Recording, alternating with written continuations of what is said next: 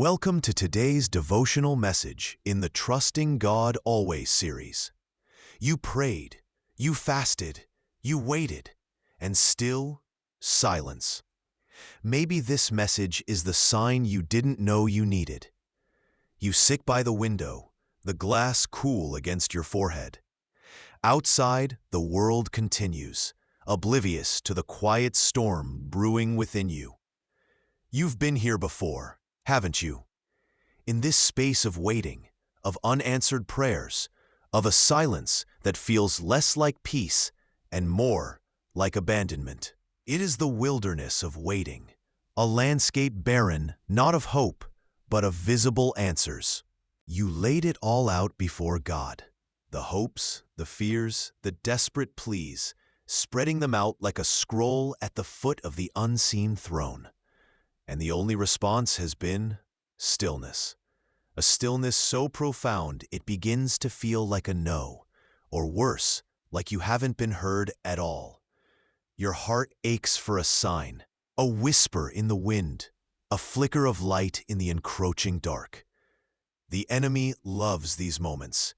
He stalks the edges of your waiting, whispering questions you'd never dare voice in brighter times. Does God really care? Is He even there in this quiet room? Is this prayer just bouncing off the ceiling, lost and unheard?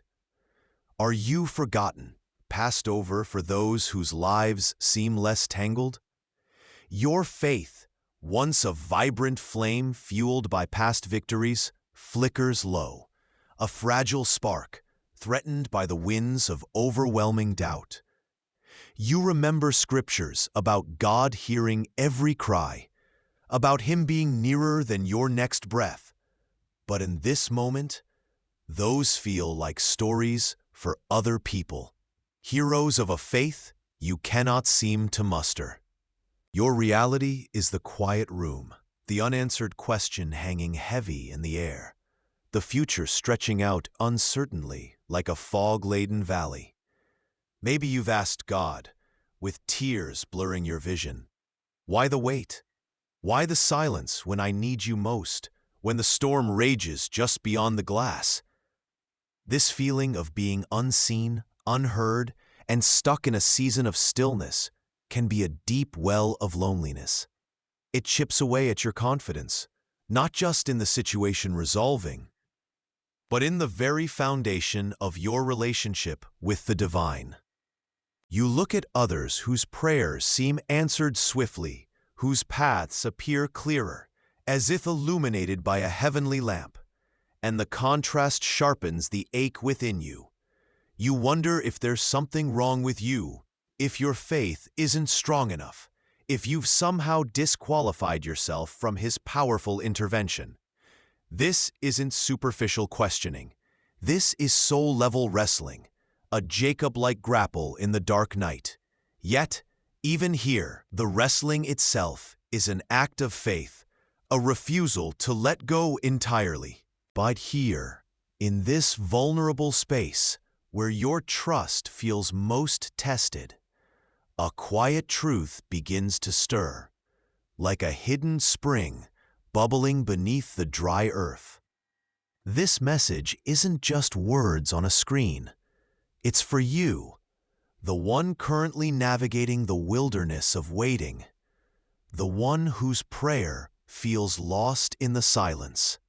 What if the silence isn't absence?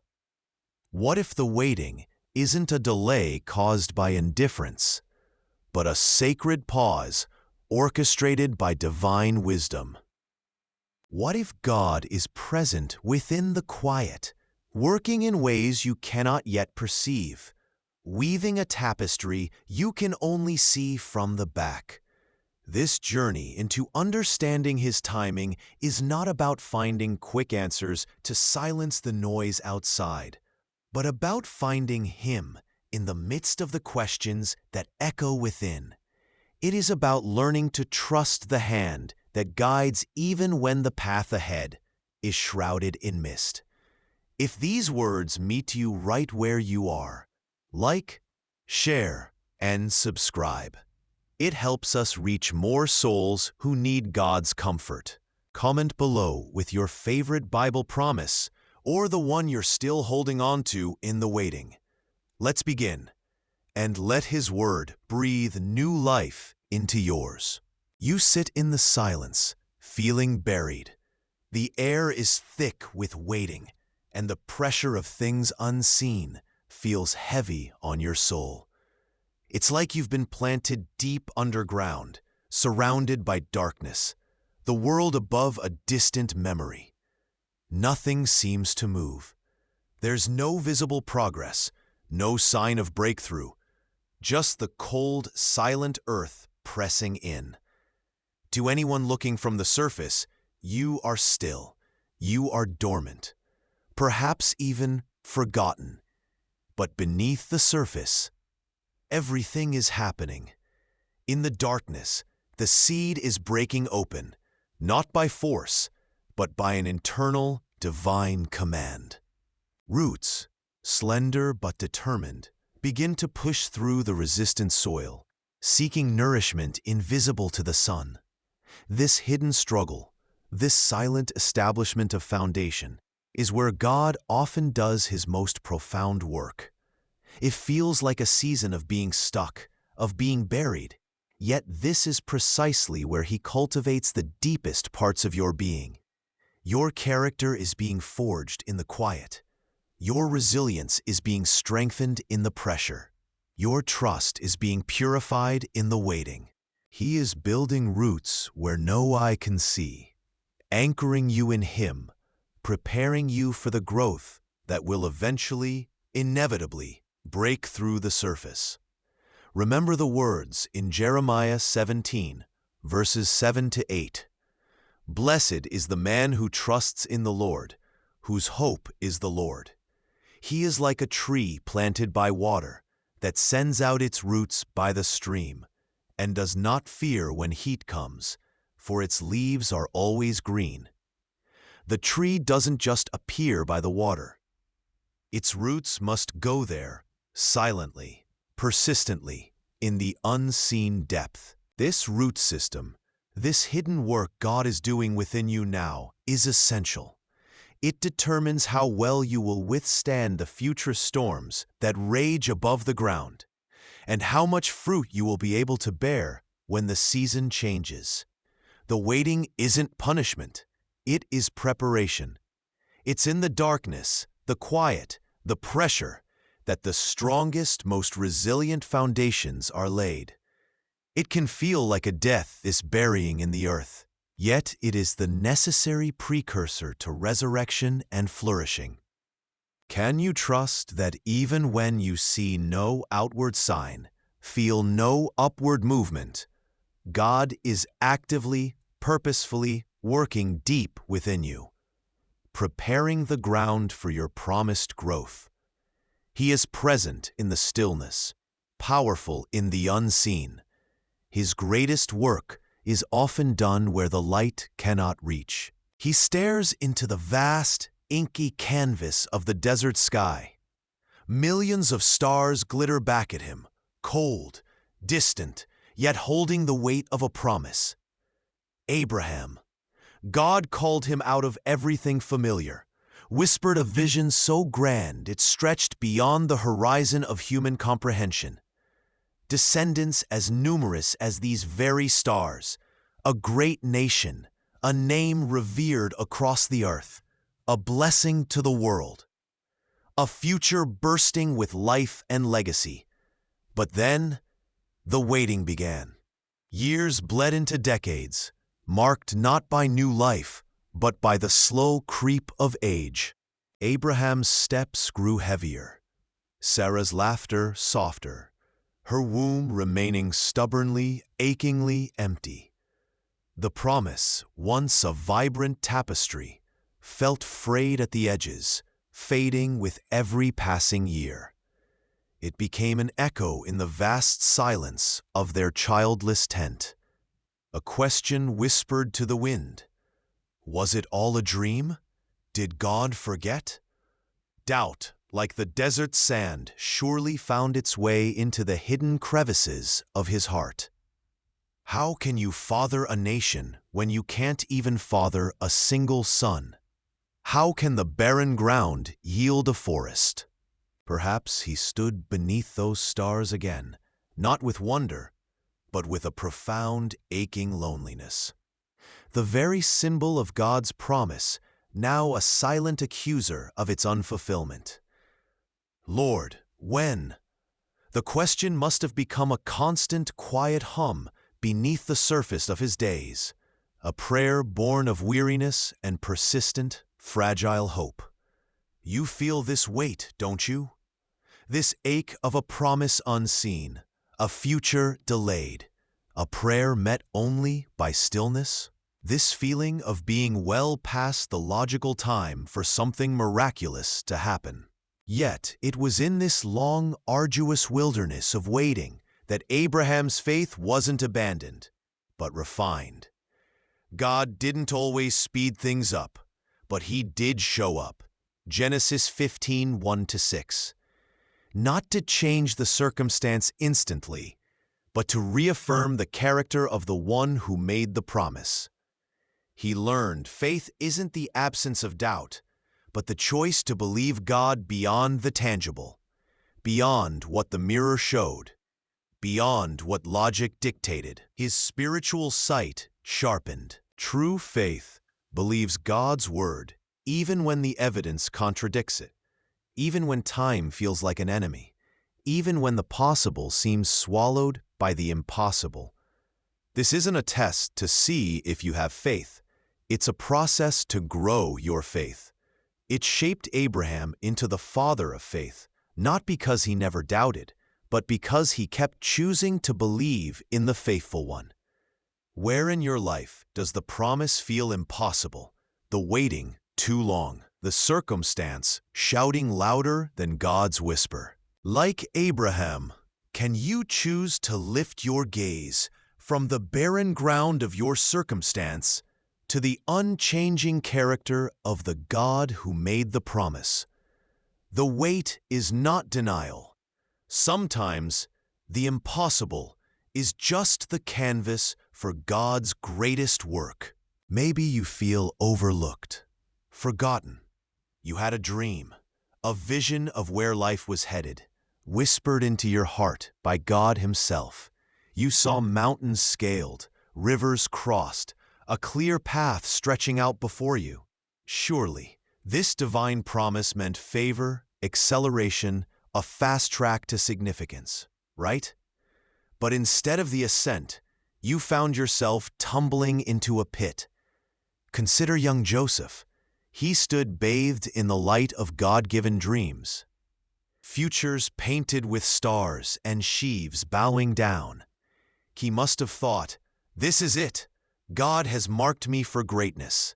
The journey begins now. But life had a different script ready, one written not in glory, but in pain. His own brothers, consumed by jealousy, stripped him bare and tossed him into a desolate well. The pit, a dark, isolated place that felt like the absolute opposite of the glorious destiny he'd envisioned. Was this a detour? A tragic mistake in God's perfect plan? No. From the pit, he was sold into slavery. From slavery, a false accusation hurled him into prison, a relentless cycle of degradation, moving not towards the palace of his dreams, but deeper into the wilderness of suffering and obscurity. Years melted into a long, agonizing wait behind bars. Imagine the quiet despair in that stone cell. Did I mishear God? Did the dreams fade with the sunlight I can no longer see? Has he simply forgotten me here? It's a question that echoes in many hearts caught in their own seasons of waiting or unexpected trials. You feel seen by God, given a glimpse of his purpose, only to find yourself in a place that seems to mock the very promise you cling to. But here lies the profound, often counterintuitive truth. The pit and the prison were not deviations from God's plan. They were essential, painful chapters within it. God wasn't absent. He was present in the refining fire. Genesis 39:21. This wilderness wasn't unproductive. It was preparing the soil of Joseph's soul. Humility was forged in the crucible of betrayal. Wisdom was learned in the bitter school of injustice. Patience became a sturdy anchor during the long forgotten years. Sometimes God's shortest path to purpose involves the longest, most unexpected detours. You must go down into the valley before you can stand on the mountain He intended. He allows you to lose control, so you learn what it truly means to surrender control to Him. What is your pit right now? Your prison? That place of waiting, suffering, or feeling forgotten? Can you dare to believe that God is not only with you in that dark place, but that He is using it? He is refining your character, teaching you dependence, positioning you.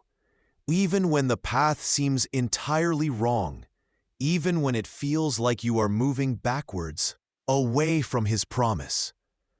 Trust that the hidden season is a holy one. Trust that even in the deepest darkness, His light is working a purpose you cannot yet see. And sometimes, after the praying, after the waiting, after the initial flicker of hope, you just feel stuck. You stand on the edge of possibility, maybe even glimpsed the promised land from afar.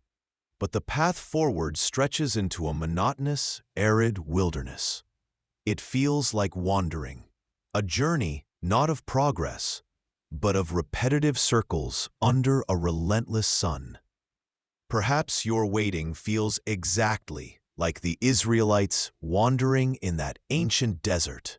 Think of their story, pulled from the crushing weight of slavery in Egypt by a mighty hand, witnesses to wonders that defied explanation, plagues, the parting of a sea, a pillar of cloud by day and fire by night. The destination was clear, a land flowing with milk and honey, a home God Himself had prepared. The promise? Absolute, backed by the Creator of the universe. Yet they found themselves not rushing into abundance, but trudging through sand for 40 long years. 40 years. Imagine it. The same scenery, day after day. The same challenges resurfacing. Thirst, hunger, internal bickering, murmuring against the very God who saved them. Moments of questioning, of profound frustration, the soul-deep ache of asking, are we ever going to get there? They saw the promised land from a distance, tauntingly close, a shimmering mirage of hope, only to turn back into the vast, empty expanse of the wilderness. They had to endure the journey through the wilderness first. This long wait wasn't God being cruel, wasn't divine apathy. It was necessary.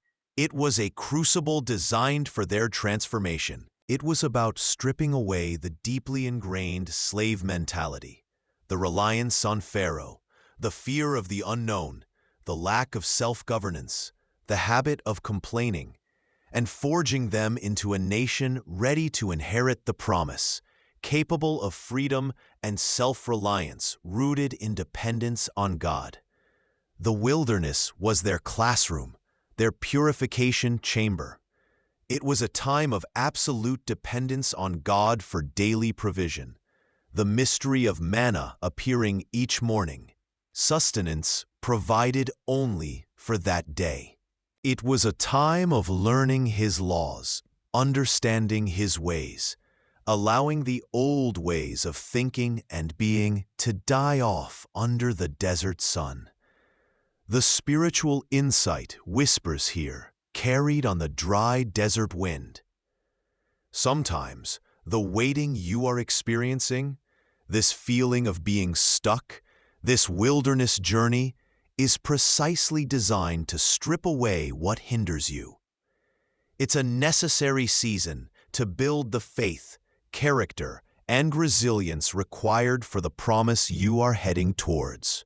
God is infinitely patient, yes, but He is also profoundly purposeful in leading us through these seemingly endless seasons of preparation. He isn't withholding the destination, He's perfecting the traveler.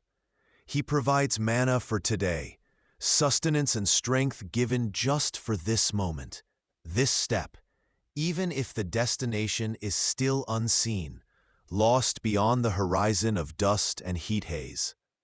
Finding God's provision isn't about seeing the end. It's about tasting His goodness in the dust of the present. Take a quiet moment to reflect. What is God providing for you today, right here, in your own wilderness? Is it a flicker of strength to face the next hour? A simple word of encouragement from an unexpected source? But quiet peace in your chest, despite the external chaos? Can you shift your focus, just for a moment, from the perceived endlessness of the journey, from the question of when will I get there, to the simple grace of His daily provision, the manna He has laid out for you right now? Trust isn't just for the destination. It's the bread for the journey. You knelt. The words tumbled out, raw and earnest. Healing for a loved one, an open door for a job, reconciliation for a broken relationship. You laid it all bare, like seeds scattered on hopeful soil, believing, knowing God could move mountains for this. The air felt thick with possibility. And then, the silence. Not just quiet, but the deep, echoing silence that follows a cry seemingly unheard. Or worse, circumstances didn't just stay stagnant, they frayed further. The door slammed shut. The separation widened into an abyss. A heavy stone settles in the chest. Does He hear? Does He even care? Does the one who commands stars want to answer this simple, desperate plea? This pain, it's a wilderness many traverse. Even the Son of God knew its sting. Picture Gethsemane. The olive trees stand silent witnesses as Jesus falls to His knees, His soul overwhelmed with sorrow to the point of death. He doesn't whisper, He pleads. 3 times, "Father, if it is possible, take this cup from me." He knew God could divert the path. Knew the Father's infinite power. Yet, the answer was a quiet, resolute no. Not because the prayer was unheard, but because a cosmic, glorious purpose, veiled in profound suffering, was at stake. Here is the paradox that can shatter and rebuild. Unanswered prayer, by our definition of receiving the yes we longed for, is rarely ignored prayer. God's no, or His lengthening "not yet," is not indifference.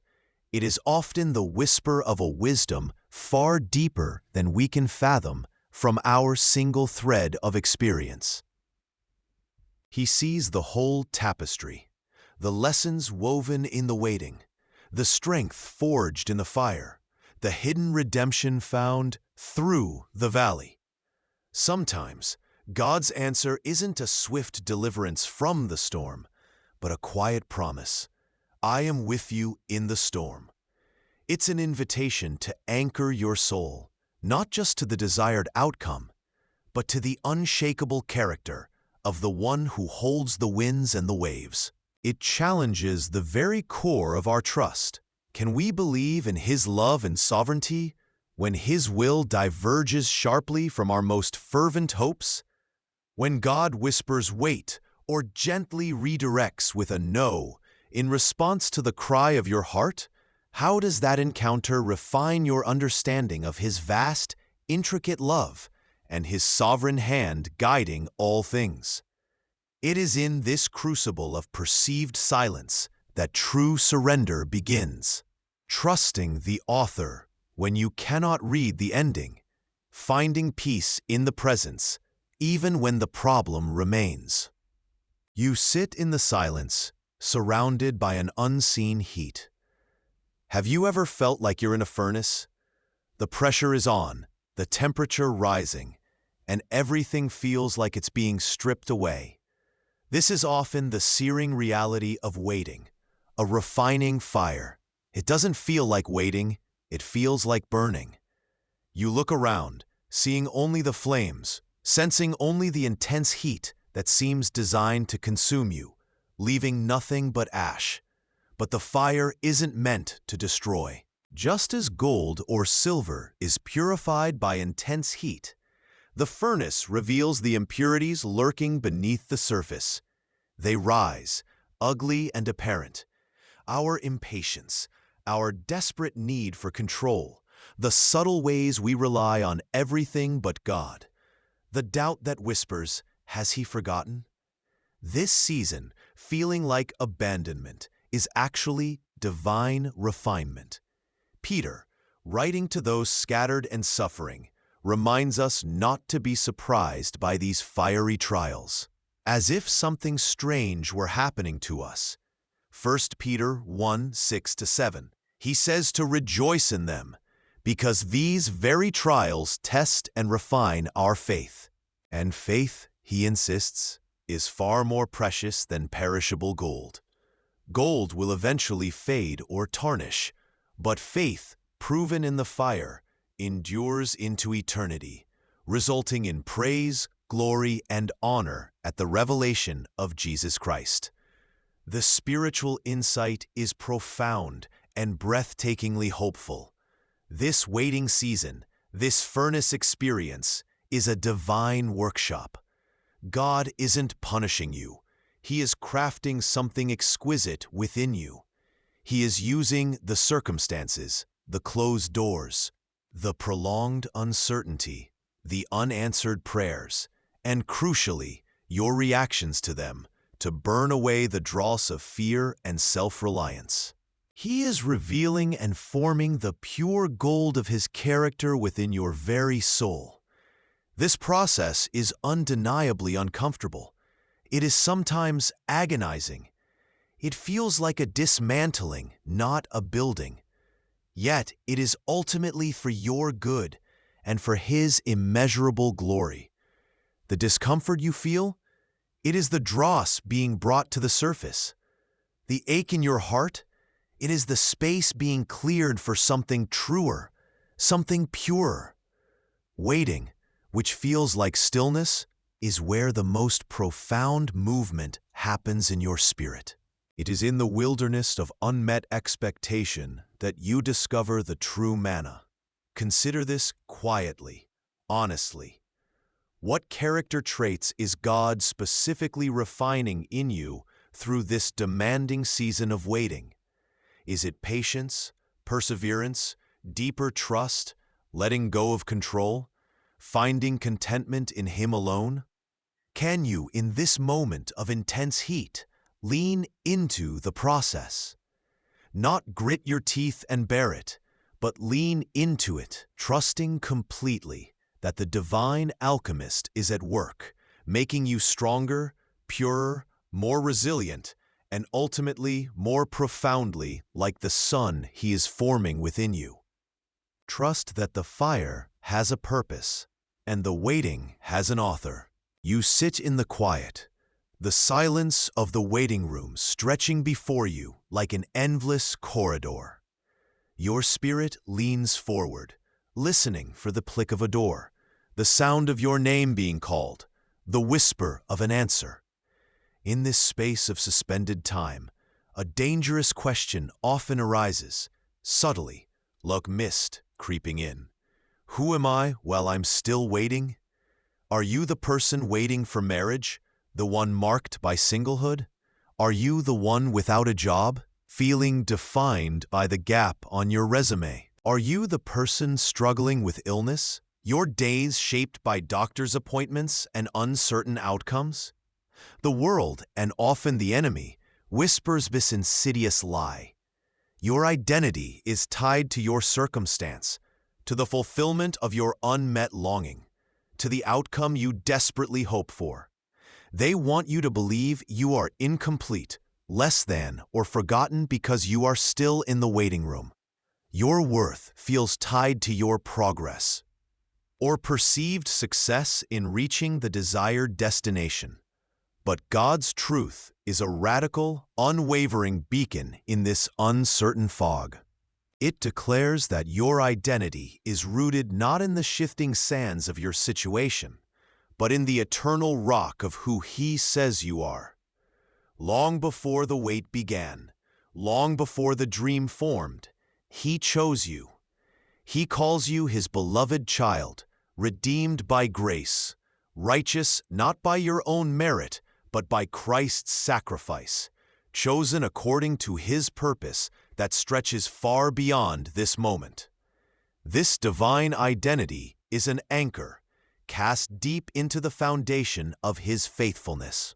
It does not change because your timeline is longer than you hoped, or because the answer to your current prayer hasn't arrived yet.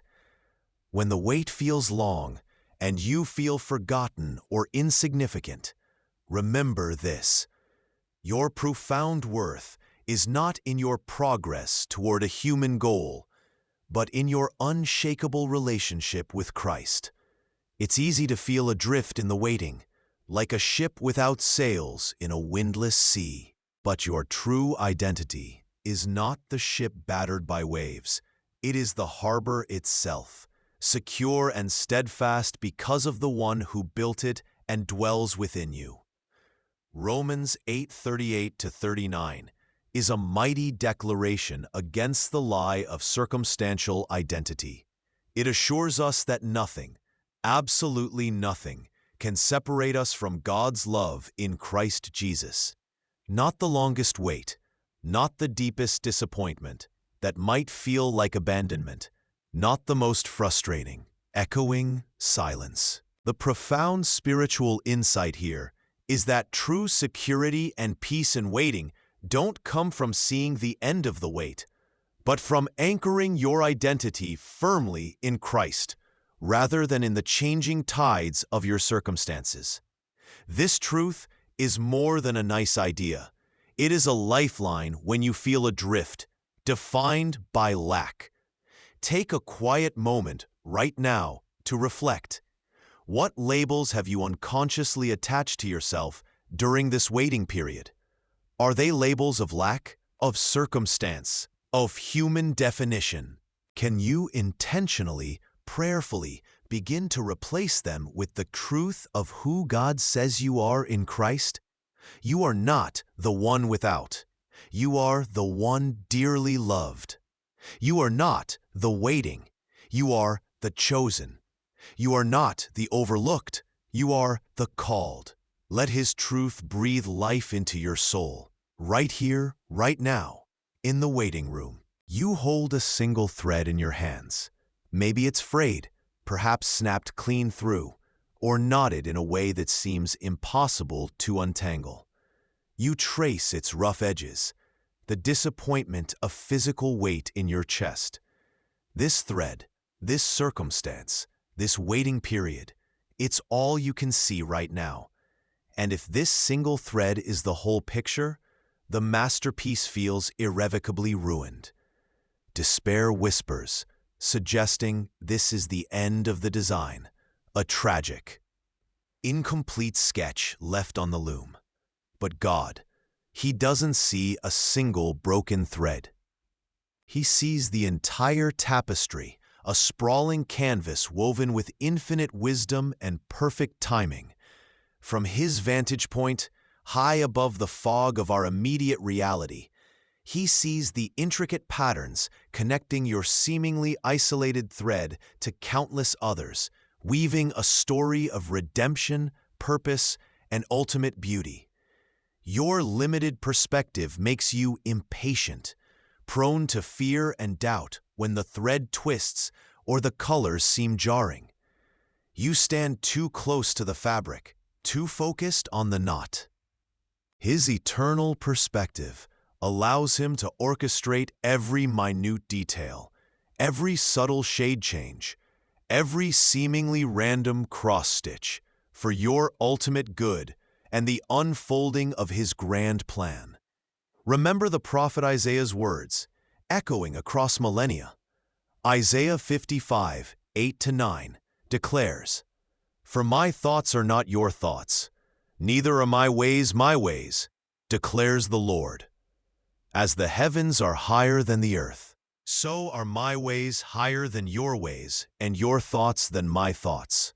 This isn't a celestial shrug or a dismissive statement. It's an invitation to profound humility, an acknowledgement that the weaver's design is vast, complex, and interconnected in ways our finite minds simply cannot grasp from our vantage point on the ground. It means that the waiting period you find yourself in isn't empty time. It might be the precise, necessary moment to align other circumstances you know nothing about, or to mature you in ways only stillness can, or even to protect you from unseen dangers lurking just beyond your awareness. Sometimes the greatest progress is made in the waiting. This spiritual insight beckons us to trust. Trusting God's timing requires surrendering our limited, ground-level view for His expansive, perfect perspective from the heights. It means consciously choosing to believe that He is working behind the scenes, moving threads you can't see, connecting lives and events in ways that will ultimately reveal a design far more beautiful and complex than you could ever imagine. It means trusting that the difficult patch you're navigating isn't a flaw in the pattern, but a necessary shadow that will eventually highlight the brilliant colors woven alongside it. Look at the thread in your hand again. What aspect of this waiting, this struggle, this uncertainty is most difficult for you to surrender to the master weaver's perspective? Can you consciously release the desperate need to understand why this thread is tangled, or why it feels broken, and choose instead to trust who holds the shuttle? He is not asking for perfect sight, only for surrendered hands willing to place the thread back onto his loom. You sit in the quiet, the kind of quiet that presses in, heavy with unanswered questions. You poured out your heart in the deepest parts of the night, whispered your longings into the seemingly empty air, cried your pleas for help until your voice was hoarse, and then nothing, just the silence. It settles around you like a shroud, and in its profound stillness, it feels like indifference, like the words never left your lips, never reached beyond the ceiling, never touched the ear of a God who seems absent. The heavens feel closed, a vast, unfeeling dome above your ache. This feeling, this gnawing doubt born of the divine pause, is a wilderness many souls wander through. But the truth, a quiet river flowing beneath the parched land of waiting, is this: God's silence is not absence. It is not deafness. It is often a profound form of active listening. The scriptures resonate with this reality. Think of the psalmist in Psalm 116, verse 1. "I love the Lord, for He has heard my voice and my pleas for mercy." He heard, not necessarily answered immediately in the way expected, but the act of hearing was complete, perfect, immediate. Imagine a loving parent. Their child asks for something they desperately want. The parent hears every word, understands the longing behind the request, but they might delay the gift or offer something different because it's not the right time, or the requested item isn't truly what's best for the child's growth. Or perhaps the preparation required is hidden from the child's view. The parent's listening is full, engaged, compassionate, even when the response is delayed or takes an unexpected form. God's listening is infinitely more perfect than this. His ear is not dull. His attention never wavers. The silence is not a sign that your prayer was lost in the cosmic void. It is often the sacred space where you are invited to learn to listen more deeply to Him. Beyond the clamor of your urgent requests, beyond the noise of your desired outcomes, God is speaking in quieter ways, through the gentle nudge of peace, the flicker of courage, the unexpected comfort from a friend, the subtle shift in perspective. The silence you perceive might be the very stillness required for you to discern His softer whisper, His leading that isn't about giving you exactly what you asked for, but giving you exactly what you need to become more like Him, more deeply rooted in trust. Your prayers are never wasted breath. They are heard. Can you lean into this assurance, finding comfort in the absolute certainty that He listens, even when His tangible answer is not yet visible? Can you trust that in this holy quiet, He is not ignoring you, but perhaps preparing you, or preparing the way for His perfect response? The greatest listening might not be God hearing you, but you learning to hear God in the quiet. The email sits unopened, a silent messenger of the future you're desperately waiting for. Or maybe it's the phone that doesn't ring, the test result that hasn't arrived, the relationship that hangs in limbo. Life feels like a pause button has been pressed, and you're stuck in a holding pattern, circling indefinitely above the destination you long to reach. This present moment, it feels less like living and more like enduring, a mandatory delay before the real story begins.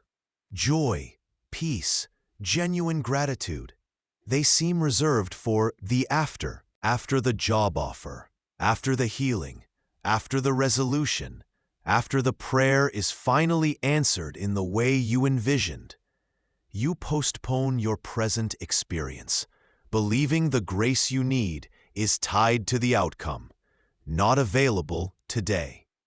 But look closely at the lives painted across the biblical landscape. Abraham waited decades for the promise. Moses waited 40 years in the wilderness. David waited years to wear the crown he was anointed for. And the Apostle Paul, confined, shipwrecked, often hungry and in peril, speaks of a secret he learned. Not a secret to escape the waiting or the hardship, but a secret to live fully within it. I have learned, he writes from Roman imprisonment, chains perhaps clinking as he pens the words, in whatever situation I am to be content.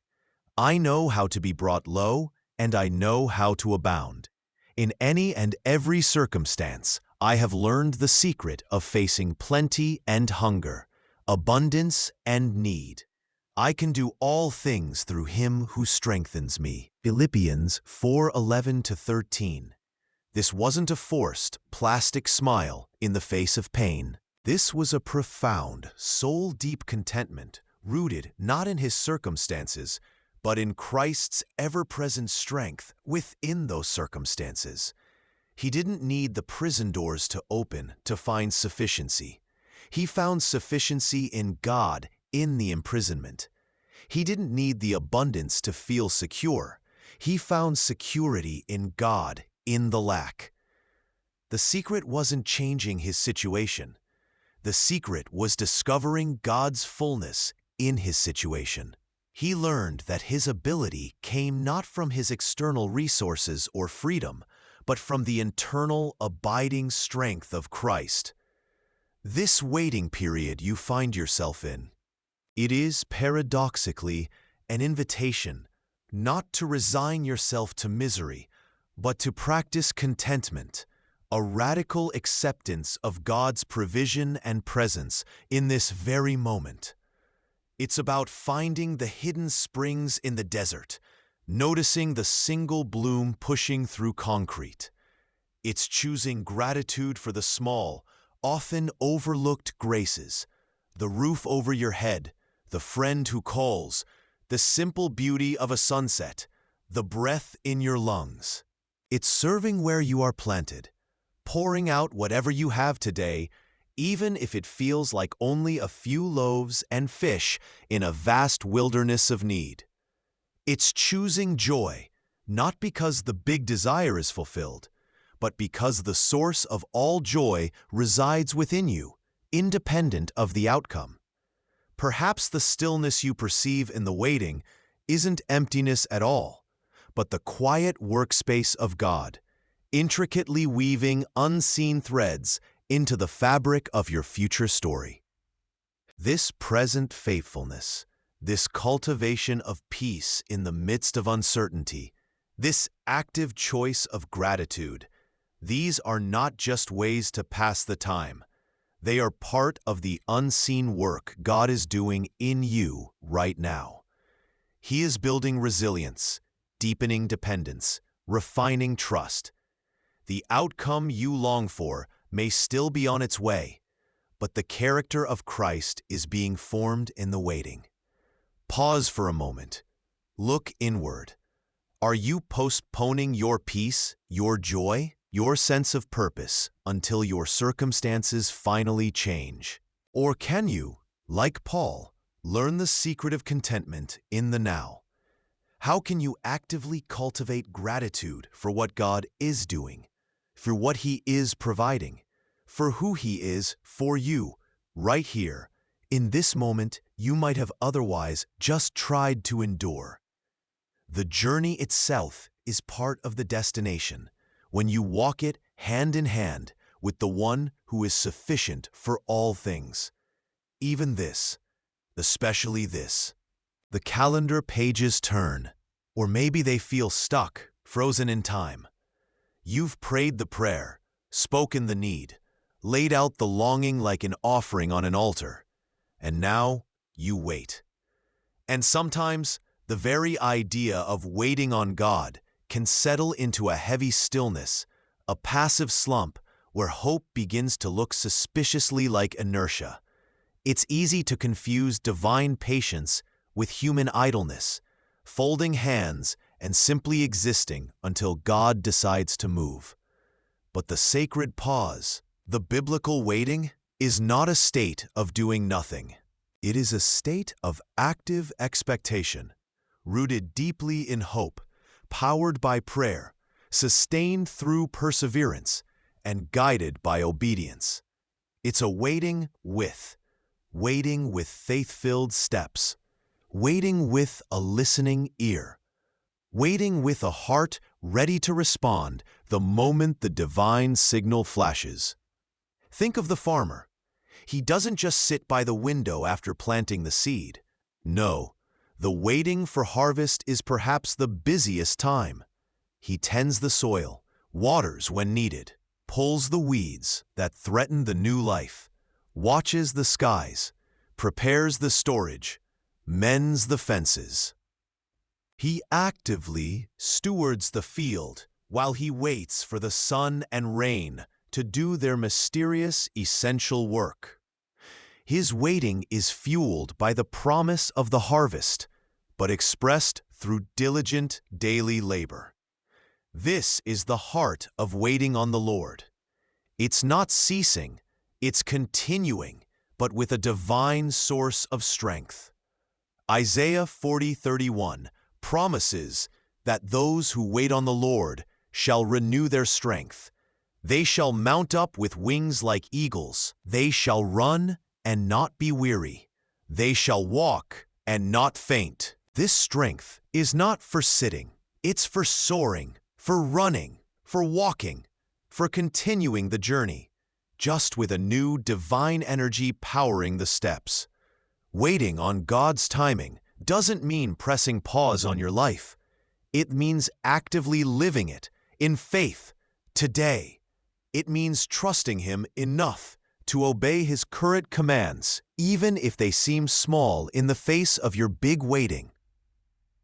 It means serving in the place where He has currently planted you, stewarding the gifts He has already given you, walking in the love He has poured into your heart, all while the greater promise, the anticipated future, is still just beyond the horizon.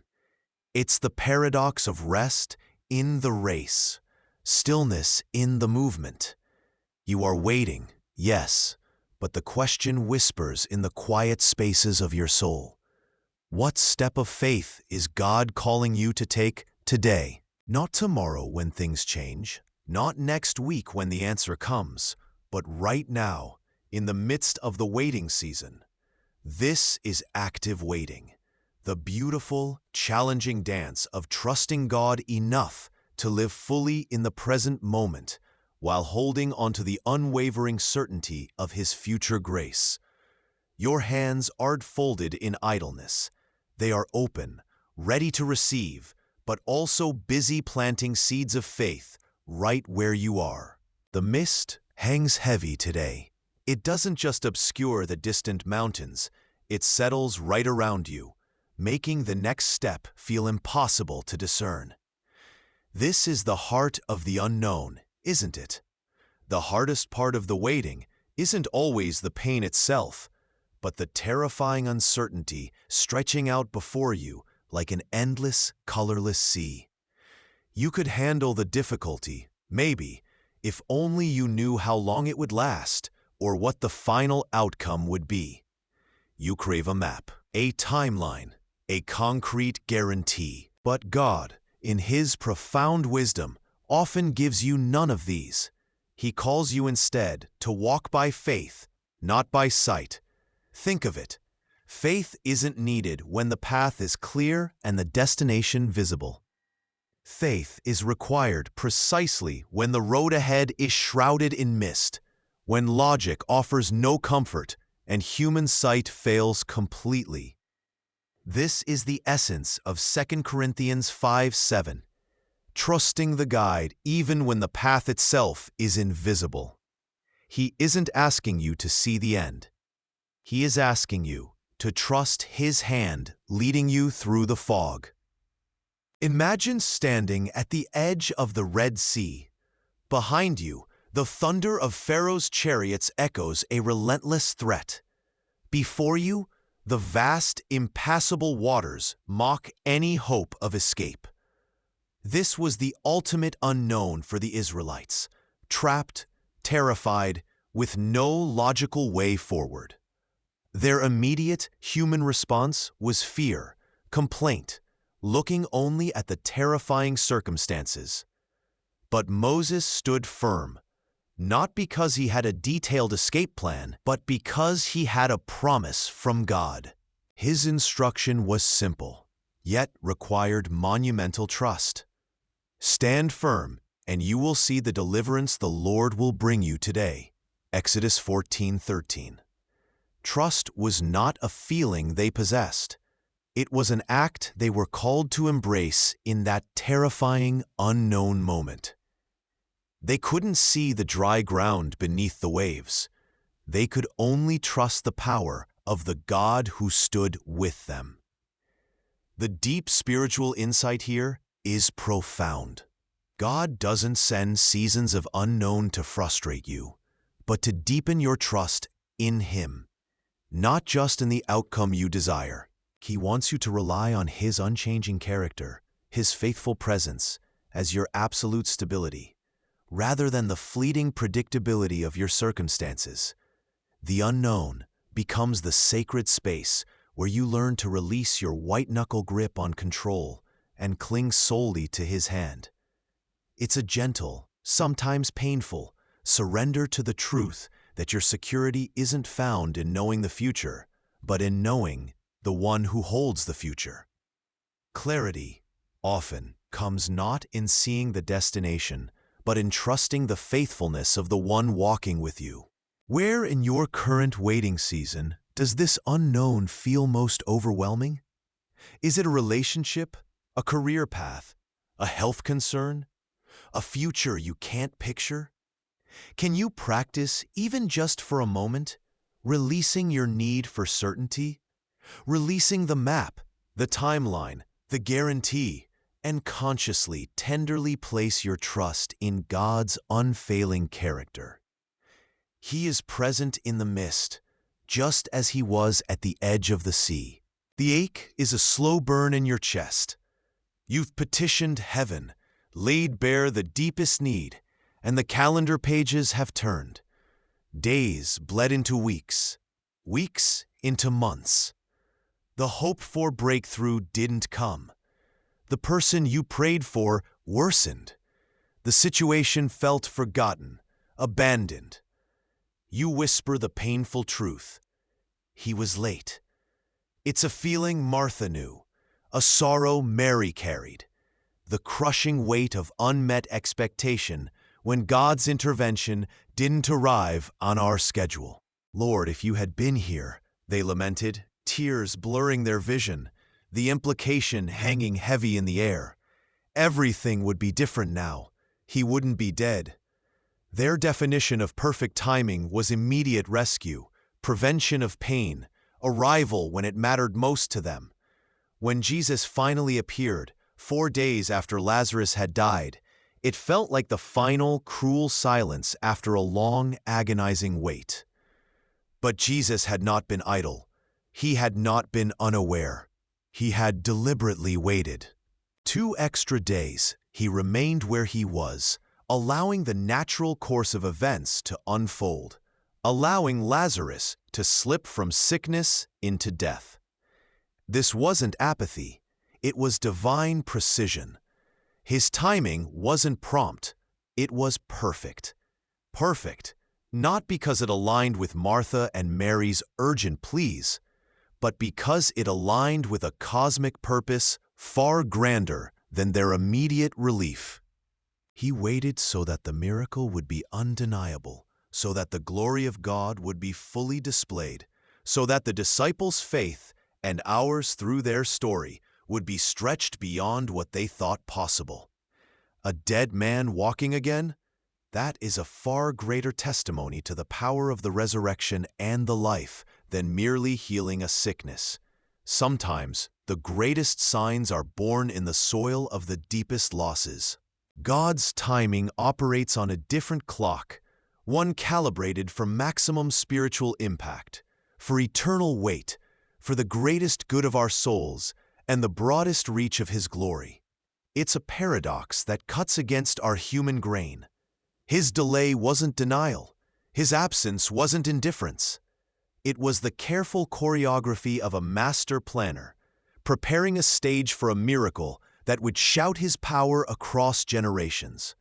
The pain of the waiting felt like a void, but it was the necessary space being cleared for an overflowing abundance of divine power. Can you allow the dust kicked up by Jesus' steps outside Lazarus' tomb to settle on your own definition of perfect? Can you look at the delays in your life, the times it felt like heaven was silent or slow, and consider that God might be orchestrating something bigger, something more glorious, something that requires the very conditions you find painful? He is not merely responding to our needs. He is unfolding His eternal plan, and often, our greatest good and deepest maturity are found not in His prompt arrival, but in the sacred, purposeful pause that precedes His most profound work.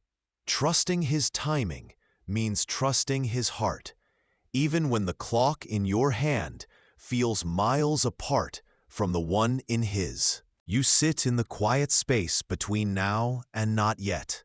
The air feels thick with the waiting. You've tried everything. You pushed against the closed door. You wrestled with the timeline. You conjured countless scenarios, each ending with you trying to make it happen. This striving feels like running a marathon up a sheer cliff face, utterly exhausting. The inner turmoil churns, a storm gathering not outside, but within your soul. Why does it feel like a battle, just to wait? Why does trusting God's timing feel like abandoning control, like stepping off a familiar, albeit shaky, ledge? The truth whispers back. This resistance, this constant grappling for the reins, this effort to manage the unmanageable, is precisely what steals your peace. You are trying to orchestrate a symphony that only the divine conductor holds the score for. The gentle paradox is this: peace often isn't found by finally reaching the outcome you crave, but by finally releasing your white-knuckled grip on how and when it should arrive. Peace arrives, not in victory over the circumstance, but in surrender to the one sovereign over it. Surrender isn't a flag of defeat waved in resignation.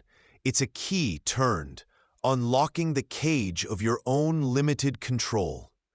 It is actively choosing to give over the heavy burden of managing complexities you were never meant to carry, placing them instead into the secure, nail-scarred hands of God. Think of the garden, the olive trees silent witnesses under the pale moonlight. Jesus, facing an unfathomable weight, didn't pretend it was easy. He wrestled, prayed with drops like blood, poured out his raw human anguish. Yet in that profound struggle, he reached the pinnacle of divine trust. "Not my will," he breathed, the words echoing through the ages, "but yours be done." Luke 22:42. His surrender wasn't a passive yielding to fate. It was an active, agonizing choice to align his perfect human will with his Father's perfect divine will. This surrender, born of immense struggle, was the very path that accomplished God's eternal purpose. The spiritual insight settles like cool water on a weary brow. True peace in the waiting, the quiet assurance that stills the inner storm, does not spring from finally getting what you desire exactly when you desire it. No, it flows from surrendering your restless will and impatient timeline to God's perfect will and His impeccable timing. It is finding a profound, unshakable rest in the certain knowledge that He loves you fiercely, that He is constantly working all things for your ultimate good, and that He holds the entirety of your future, every single detail, every closed door and open window, securely within His capable hands. This surrender isn't a one-time event, sealed and done. It is a moment-by-moment choice, a gentle releasing of the reins, again and again, whenever anxiety or striving tries to reclaim its hold. Look at your current struggle, that one desire that keeps you awake at night. What would it look like to simply, fully give it over into God's hands today? What quiet, surprising peace might be available if you simply released your relentless grip on the timeline, trusting that the author of time knows exactly what He is doing. The miracle of peace isn't in the answer arriving, but in the surrender itself. The air in the waiting room feels thin, sometimes suffocating. You sit, perhaps clutching a worn envelope, or staring out a window at a world moving on, while yours feels paused. The shame creeps in quietly, a whisper that tells you you're the only one still here, stuck, waiting for a breakthrough everyone else seems to have received. You fear judgment if you speak the truth of your disappointment, the raw, aching fear that perhaps God forgot your address. Surely, you think, no one could possibly understand the depth of this particular wilderness. This waiting feels like a personal failing, a sign that your faith isn't strong enough, and so you build walls, pretending strength, while your spirit feels like crumbling sand. But look closer. Trace the lines of God's own blueprint for humanity. From the very beginning, He declared, "It is not good for man to be alone." He designed us for connection, for shared journeys, for hands linked together when the path grows steep and visibility is poor. He calls us not just to carry our own burdens, but to lift the weight from one another's shoulders. Galatians 6:2. He doesn't expect you to maintain a solitary vigil through endless nights. He commands us to encourage each other daily, while it is still called today, lest the deception of sin or the despair of waiting hardens our hearts. Hebrews 3:13. And when words fail, when strength is gone, he reminds us of the potent, life-altering power released when we simply pray for one another. James 5:16. Sharing your struggle, the raw, unvarnished truth of your weight, isn't a sign of weak faith. It's often the bravest step towards strengthening it. It's like opening a window in that stale waiting room, allowing fresh air to circulate. When you invite a trusted friend, a mentor, rooted in God's truth, or a brother or sister in Christ, into your waiting, you're not handing off your burden entirely, but allowing them to stand under it with you. Their presence becomes a tangible reminder that God hasn't left you. They can offer a perspective you can't see through your tears, reminding you of God's unwavering faithfulness when your own memory feels too weary to recall His past victories. They become God's hands and voice, reflecting His steady light when your own lamp feels extinguished. Sometimes, healing begins not when you stand alone, but when you dare to sit quietly with another in the stillness. Even Jesus, the Son of God, the ultimate example of perfect faith and endurance, sought community in His most agonizing wait. As the weight of the world pressed down in the Garden of Gethsemane, in the hours just before the cross, He didn't isolate Himself entirely. He took Peter, James, and John, His closest companions, and asked them simply to stay and keep watch with Him. Their presence, though imperfect and marred by sleep, was a comfort in His profound solitude and struggle. The spiritual insight is clear, a lifeline tossed into your own deep waters. You are not meant to wait alone. God has strategically placed people in your life, sometimes already there, sometimes just around the corner, who are meant to be your fellow travelers, your burden bearers, your prayer warriors. Finding this safe, godly community isn't a luxury. It's a vital lifeline in the often lonely season of waiting. It provides encouragement when hope flickers, accountability when you're tempted to drift, and tangible human reminders of God's ever-present love working through others. Who has God placed in your life? That trusted soul with whom you can share the truth of your heart, the fear of your weight, the depth of your disappointment today. Don't underestimate the sacred power unlocked in vulnerability and shared faith in this challenging, holy waiting room.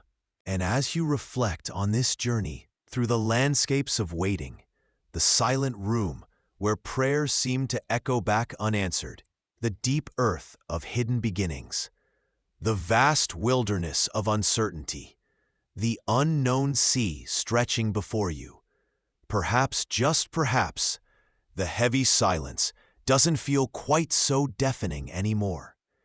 Maybe beneath the surface of your pressing circumstances, you can perceive it now, a whisper, a quiet hum, a sense of being known.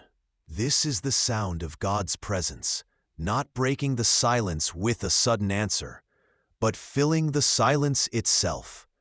He was there, wasn't He? In the quiet stillness of Abraham's tent, waiting on a promise that seemed impossible.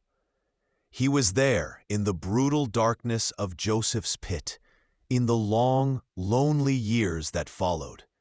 He walked in the dust of the wilderness with a generation learning dependence, and He knelt among the olive trees with Jesus in Gethsemane, facing the ultimate weight. And here is the profound, anchoring truth. He is with you now.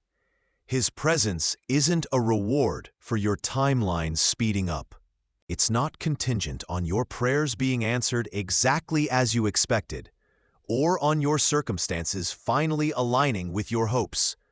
It is a constant, faithful reality, a promise woven like gold thread throughout the fabric of Scripture. Never will I leave you, never will I forsake you. Echoes from Hebrews 13:5, a divine vow standing firm against the shifting sands of your seasons. This isn't just about enduring the wait, gritting your teeth until it's over. It's about experiencing God in the wait. It's about discovering that His presence, His nearness, is the greatest promise, the ultimate peace, regardless of the outcome or the duration of your season. Look closely at what this season has been doing, even when you felt stagnant. The roots He's been building within you are anchoring you more firmly in Him, making you less susceptible to the storms. The fire you've walked through, the unexpected heat, is refining you not into what the world expects, but into His very image. The surrender you felt forced into is in fact freeing you to experience a deeper level of peace than striving ever could.